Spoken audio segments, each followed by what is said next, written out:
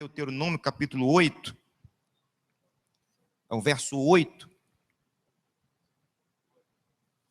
Deuteronômio, na verdade esse é um nome da Septuaginta, quando fizeram a tradução grega, alguns anos antes de Cristo, mas o nome do livro em hebraico é Devarim,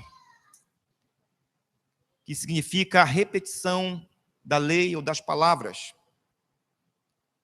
No capítulo 8 diz assim: cuidareis, quantos já acharam o capítulo 8?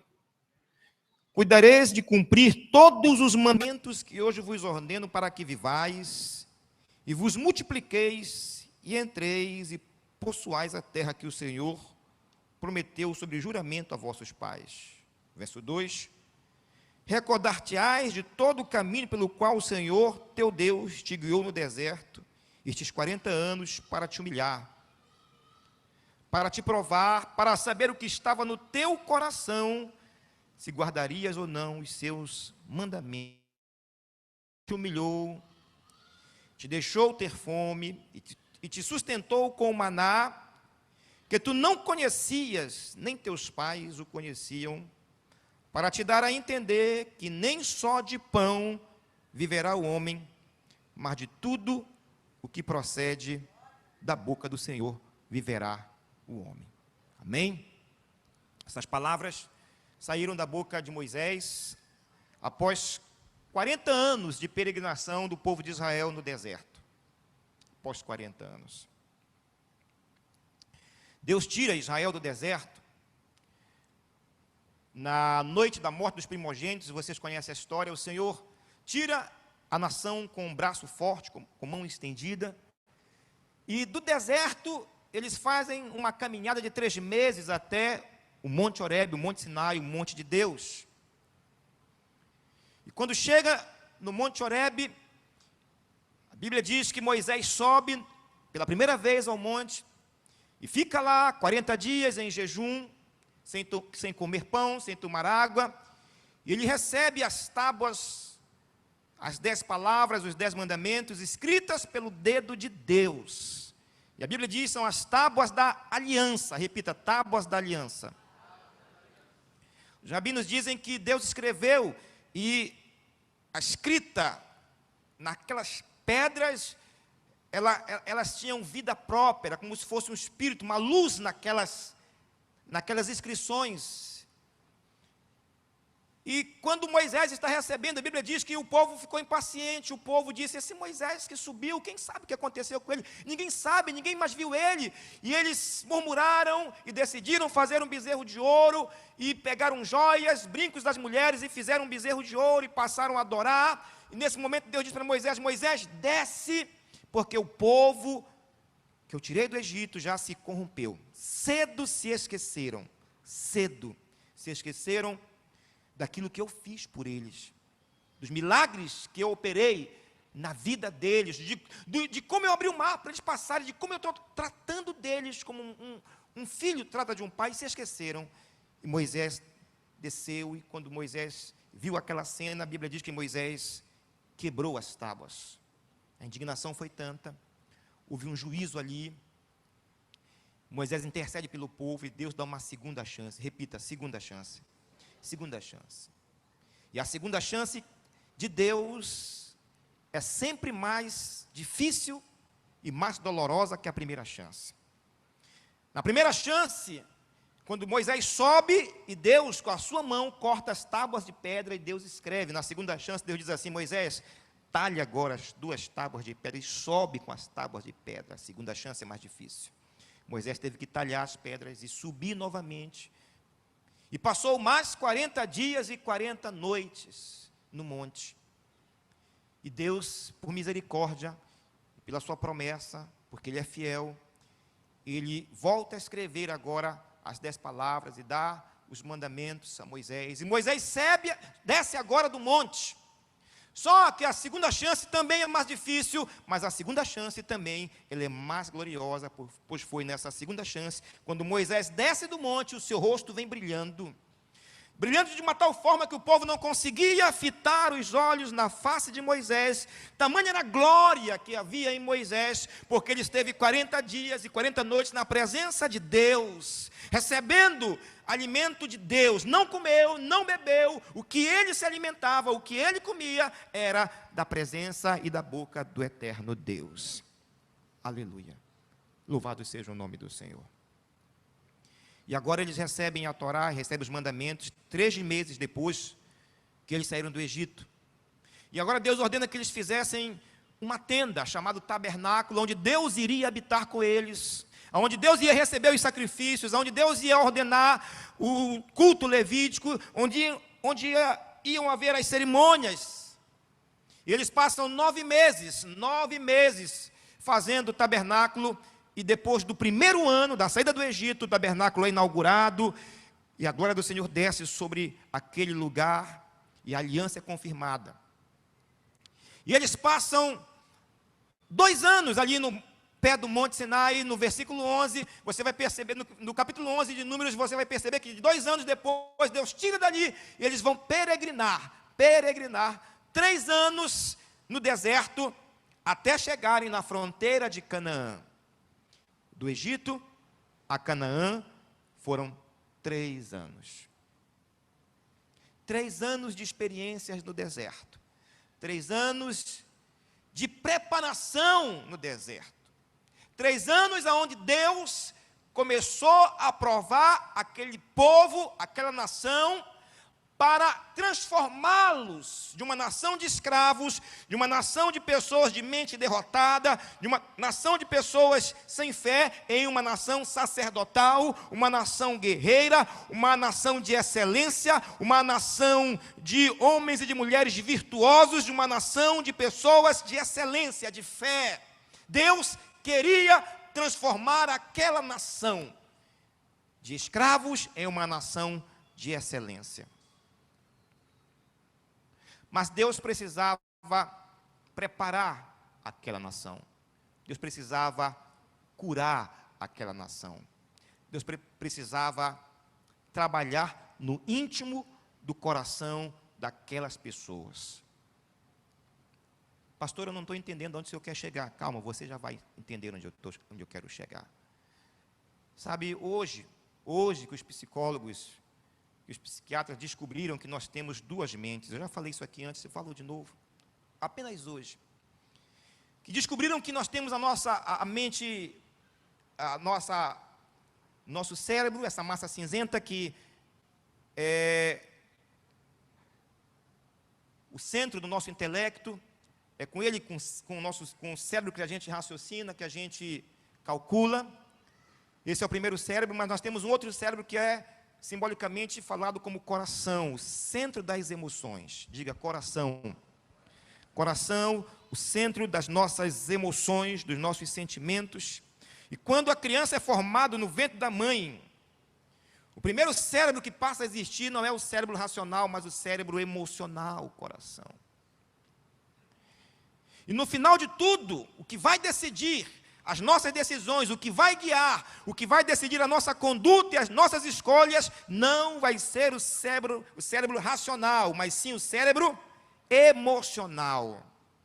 É ele que vai decidir.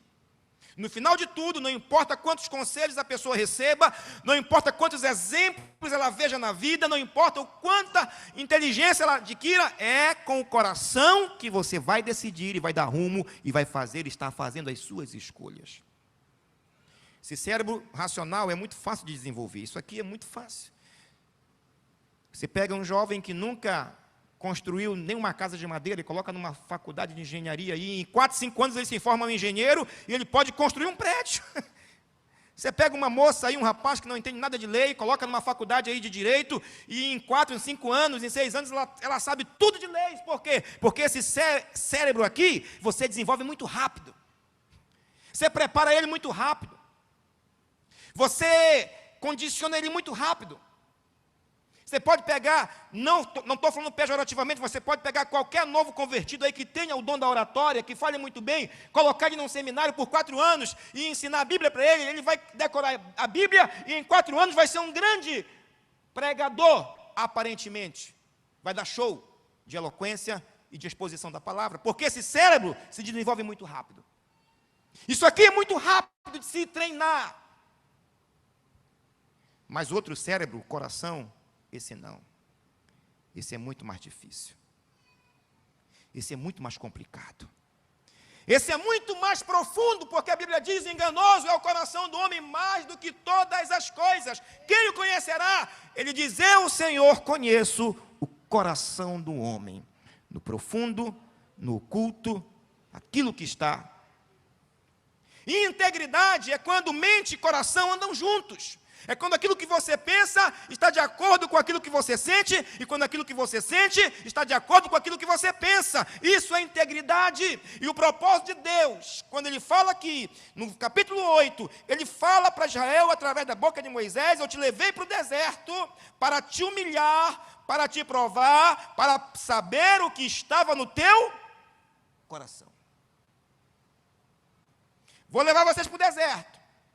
E vou humilhar vocês, eu vou envergonhar vocês, eu vou fazer vocês sentir ansiedade, eu vou fazer vocês sentirem medo, eu vou fazer vocês passarem necessidade, sede, fome, pavor, arrepio. Eu vou triturar vocês, eu vou amassar vocês só para uma coisa: para saber o que está no coração de vocês. Se vocês vão me obedecer, se você vai ser fiel a mim, se vocês vão cumprir a minha aliança, ou se vocês vão desistir. Coração. Às vezes leva uma vida para Deus trabalhar um coração. E deixa eu te dizer uma coisa: você nunca estará pronto. Você pode estar com a tua mente intelectual formada, ter 10 faculdades, ser doutor em divindade, conhecer a Bíblia de cabeça a cabeça, os 9 dons espirituais, ter todos os dons possíveis para o ministério, mas se o teu coração não for trabalhado por Deus, você está incapaz e você está fora, você está desqualificado para ser usado por Deus nesta geração.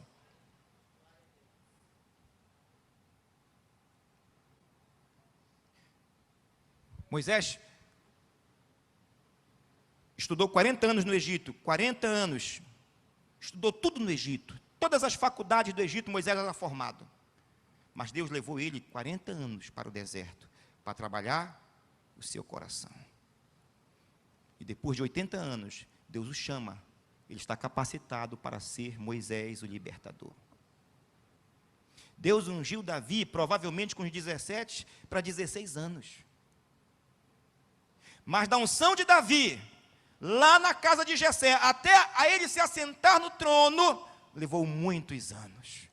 Deus precisou trabalhar Davi na caverna de Adulão, nos desertos. Só de Saul, ele passou fugindo mais de 10 anos pelos desertos da Judéia. Deus preparando o coração para aquele homem ser rei em Israel. Teu coração é alvo de Deus nesta tarde. Deus te trouxe aqui. Sabe por quê? Porque às vezes nós mesmos estamos enganados. Nós pensamos algo de nós e Deus sabe que aquilo não é verdade. Quando Jesus disse assim, lá na última ceia: todos aqui vão me trair. Pedro disse: Senhor, eu não vou te trair. Podem todos te trair, mas eu não vou te trair. Se for possível, eu irei até a morte contigo. Pedro mentiu?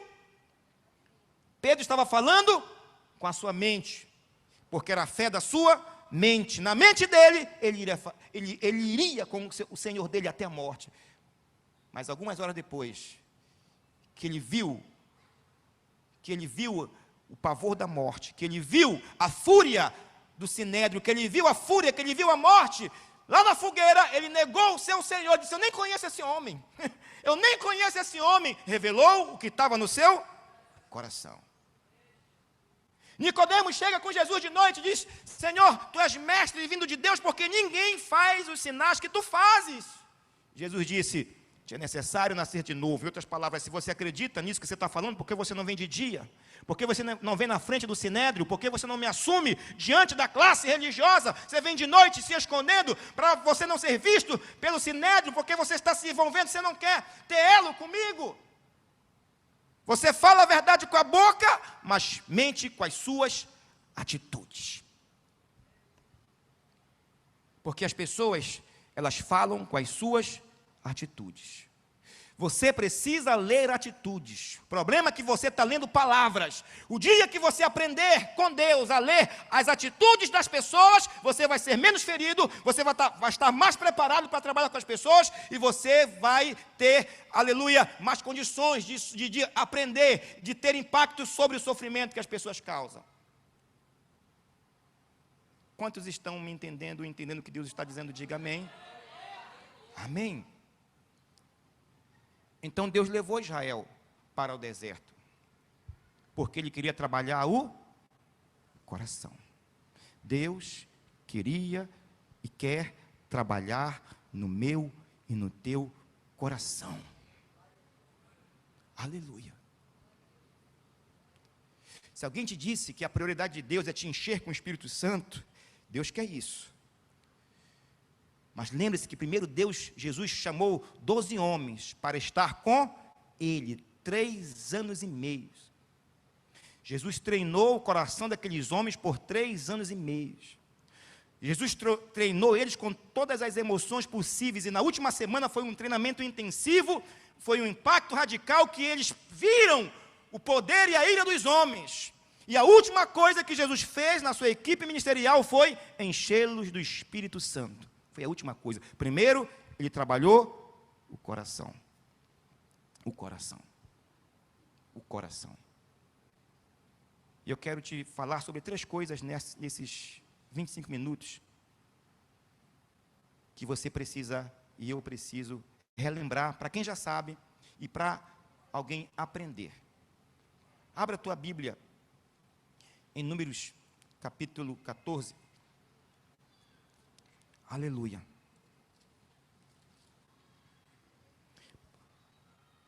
Números capítulo 14. Você vai ler em casa depois esse texto. E eu quero falar sobre 5 sentimentos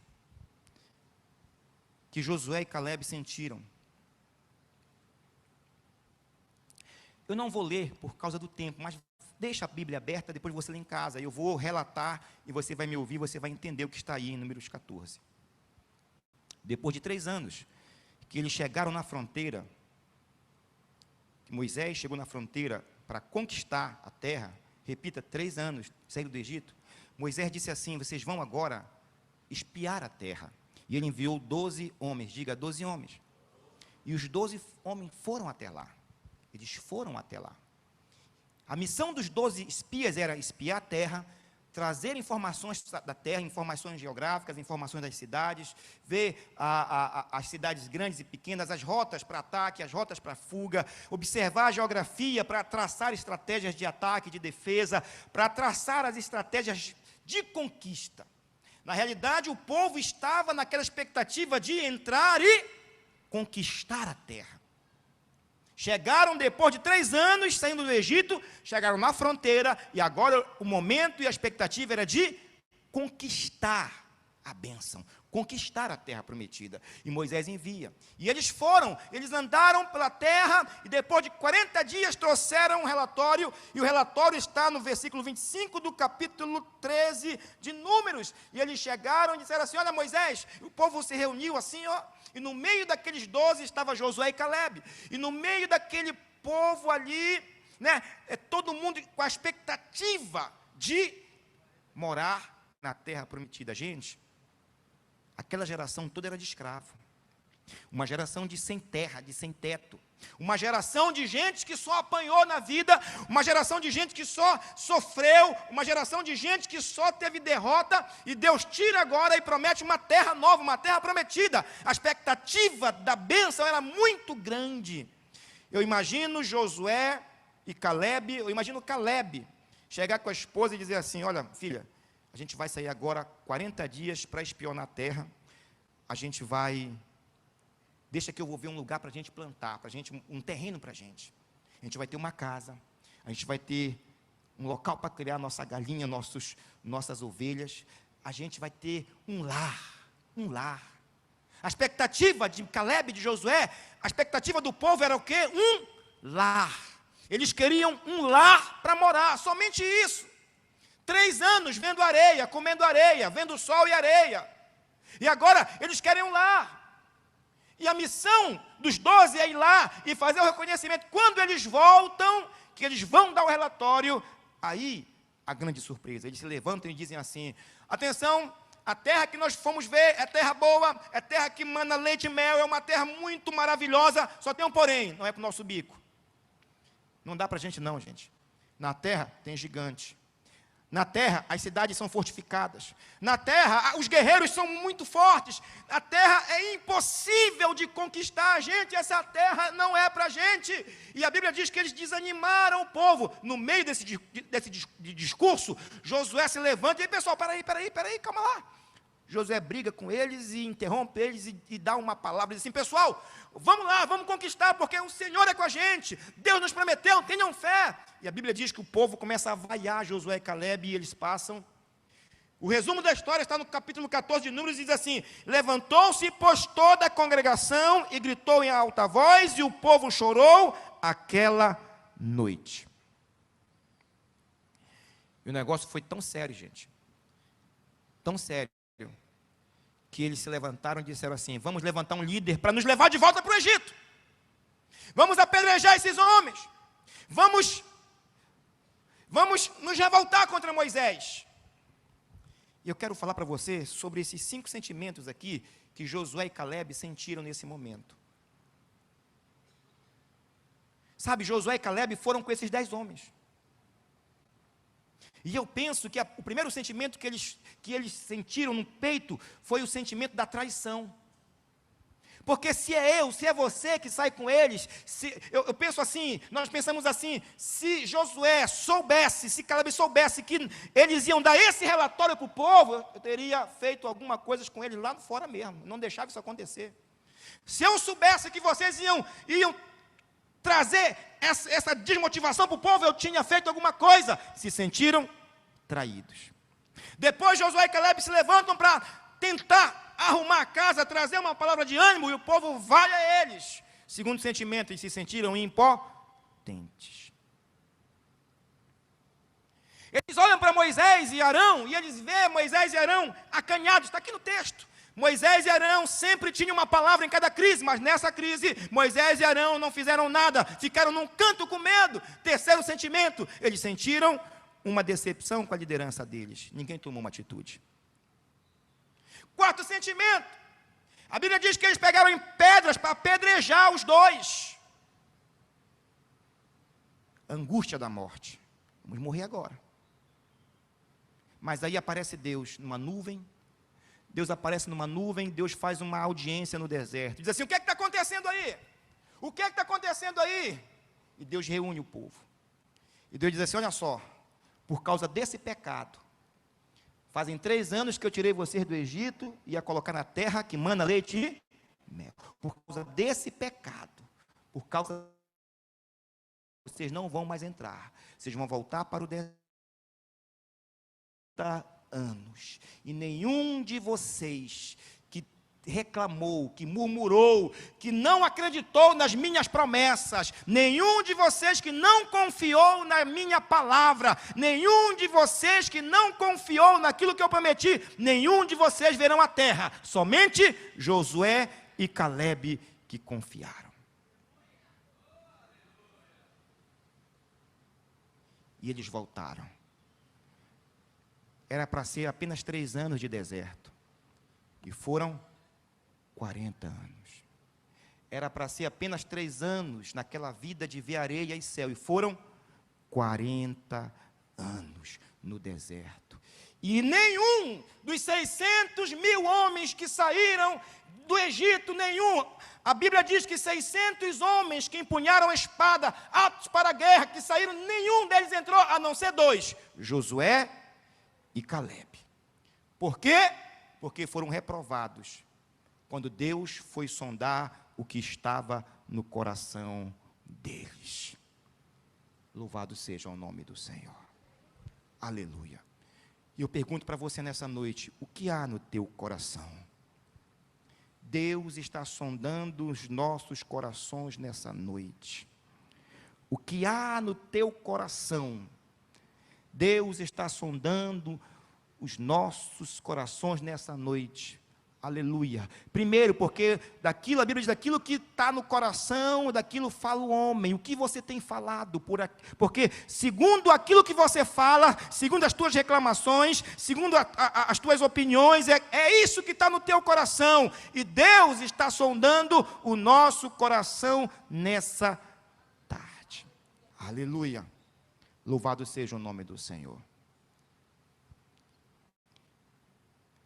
O que é que acontece ali? Josué e Caleb tinham tudo para entrar na terra prometida, tinham tudo, foram obedientes, foram fiéis, foram leais, eles mereciam entrar, mas por causa da congregação, eles voltam agora, e agora Josué e Caleb tem que chegar com a sua esposa e dizer assim: filha, aquela casa, aquela fazenda, não dá mais, vamos voltar para o deserto.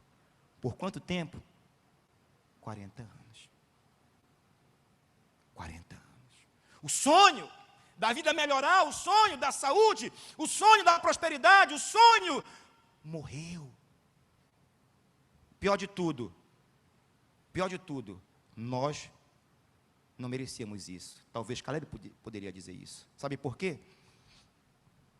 Porque nós temos os nossos planos. Você tem o seu plano.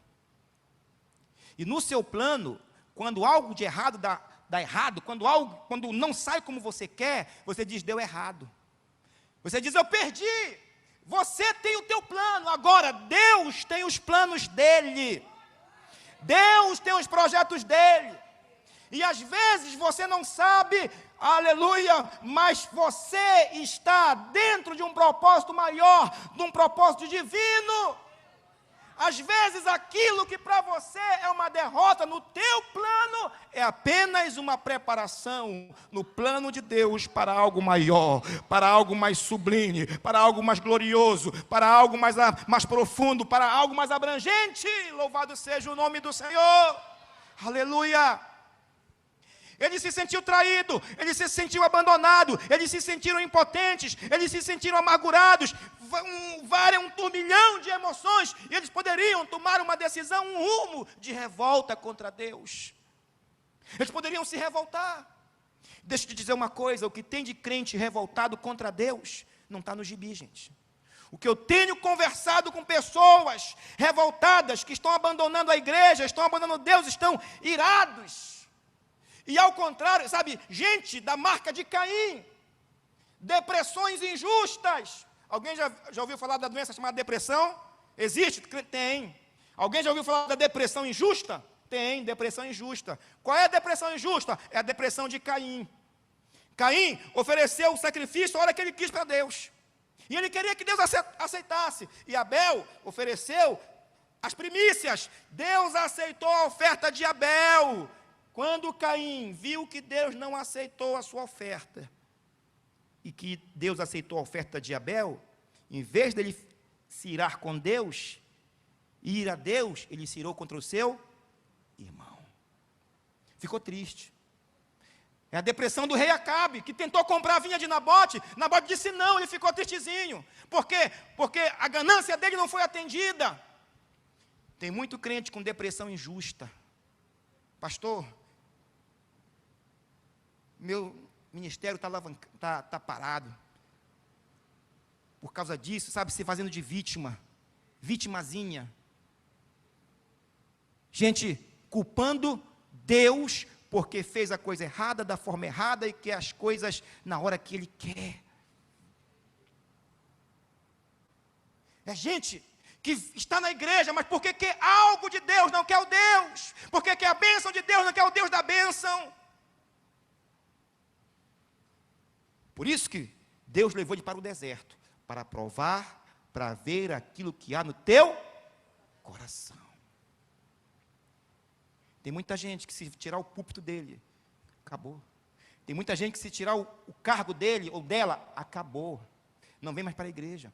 Tem muita gente que, se não for notada, se não for é citada, se tirar a função, a muleta que ela usa na casa de Deus, ela não vem mais para a igreja. Por quê? Porque para ela o que ela quer é expor os dons no púlpito, é expor os talentos, é aparecer, é ser o centro. Tira isso e a pessoa, acabou a igreja.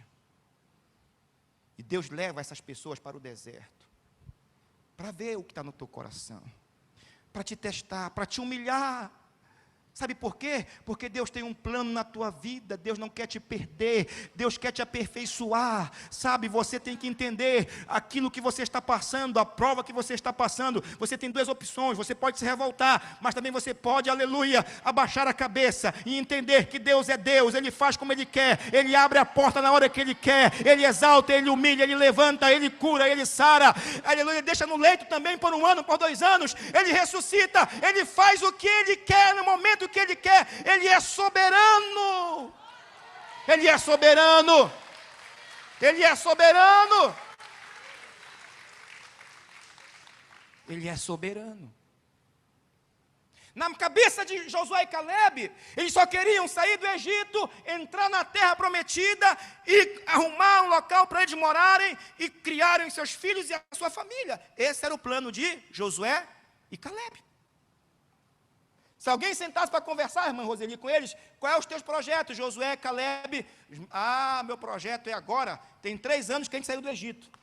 Depois que nós chegarmos de espiar a terra, a gente vai entrar, conquistar, e eu vou achar um lugarzinho para me criar um gado, para me ser feliz com a minha... Esse era o plano dele. Deus tinha outro plano. Deus tem outro plano. Deus tem outro plano. Aleluia. E os planos de Deus são maiores, são mais importantes. Aleluia. Sabe o que aconteceu? Josué e Caleb voltaram para o deserto. E toda aquela geração, em 40 anos pereceu no deserto. E nasceu uma outra geração, repita, uma outra geração. A primeira geração morreu no deserto porque era escrava no corpo, mas presa na mente. Não tinha fé, não tinha coragem, não tinha ousadia, desistia fácil, eram fracos, se sentiam, se autodenominavam vítima, sabe? Coitadinho de mim, sou eu que sofro, sou eu que choro, sou eu que tenho problema, sabe? Os vitimados da vida. E a Bíblia nos proíbe sermos vítimas. Você não é vítima. A Bíblia proíbe o sentimento de vítima. Morreu aquela geração. Toda aquela geração que murmurou morreu. E a Bíblia diz que levantou uma outra geração, os bebês do deserto. Uma geração de adolescentes que nasceram no deserto. Uma geração gigantesca. E agora Deus chama Josué e Caleb e diz: sabe por que eu não deixei vocês entrarem lá? Porque eu queria que vocês fossem líderes de um exército poderoso que eu estou levantando. Deus começa a conversar com eles: eu estou levantando uma geração que não conheceu o Egito e nem conheceu ainda a terra de Canaã, nasceu aqui no deserto. E vocês vão treinar essa geração. Vocês vão ser o exemplo para essa geração. E as crianças de 14, 15, 16, 17, 18 anos, quando estavam com os seus pais, com as suas mães, e perguntavam: mamãe, para onde nós vamos? Como é Canaã? Como é Israel? Como é a terra prometida? E elas diziam: vão até o tio Josué e Caleb, porque eles estiveram lá. Eles sabem como é a terra. E as crianças iam até lá e perguntavam para Josué e Caleb: como é Canaã? Como é Caleb e Josué? Como é Canaã? Como é a terra? E eles começavam a falar: é uma terra que mana leite e mel. É uma terra que os frutos são grandes. É uma terra de riachos, uma terra de campinas. Nessa terra, o Senhor nos deu essa terra. Nós vamos entrar nessa terra. Nós vamos conquistar essa terra. Nós vamos ser valentes. Nós vamos herdar essa terra. Essa terra é nossa. Aleluia. Aleluia. Aleluia. Aleluia. No deserto, você tem duas opções: ou você se faz de vítima e se revolta contra Deus e contra a igreja, e contra o pastor, e contra o sistema, e contra tudo, e vai viver uma vida amargurada, ressentida, quando falar com as pessoas, vai exalar podridão, ressentimento, amargura, ou você tem a atitude e a opção de ser como Josué e Calebe, entender que todas as tuas derrotas não são derrotas, são preparações para, aleluia, fazer parte da geração que vai conquistar a terra prometida. Você escolhe qual das duas gerações você quer participar, qual das duas gerações você quer entrar. Da geração que quer um pezinho, um defeito da igreja para ir para o mundo, a geração que quer ver um defeitozinho no pastor, no sistema, para ir para o mundo, para falar, para condenar, ou você quer fazer da geração, aleluia, que vai conquistar a terra prometida, que vai treinar, que vai ser exemplo para essa geração, aleluia, que vai ter a coragem do Deus de Israel, que vai empunhar a espada do Espírito, aleluia, e vai saquear o inferno e povoar o céu, que vai trazer liberdade para famílias que estão cativas aí fora, que vai ser luz do mundo e sal da terra, aleluia, que vai ter intimidade, que vai conhecer o céu pelo lado de dentro, que vai andar com Deus, que vai ver anjos de Deus subindo e descendo. Qual das duas gerações você quer participar? Aleluia.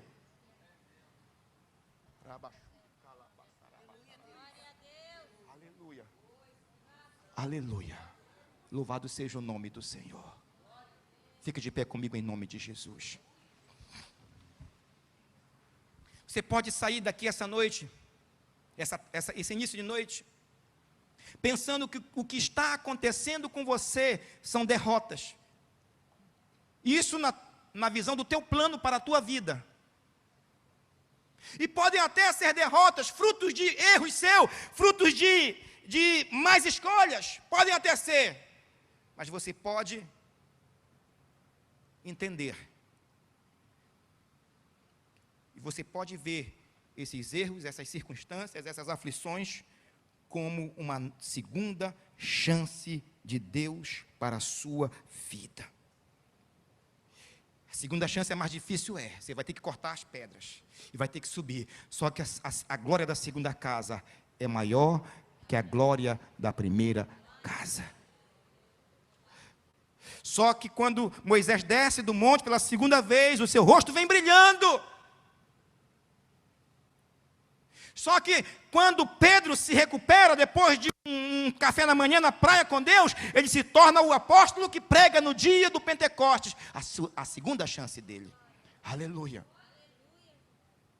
Só que o rei Davi, quando vem curado do adultério de Betseba, que ele volta para conquistar Jerusalém, é no momento em que o reinado tem o seu ápice, o seu esplendor. A segunda chance é mais difícil, mas é na segunda chance que a glória será maior. O poder será maior, a autoridade será maior, os frutos serão maiores, aleluia, aleluia.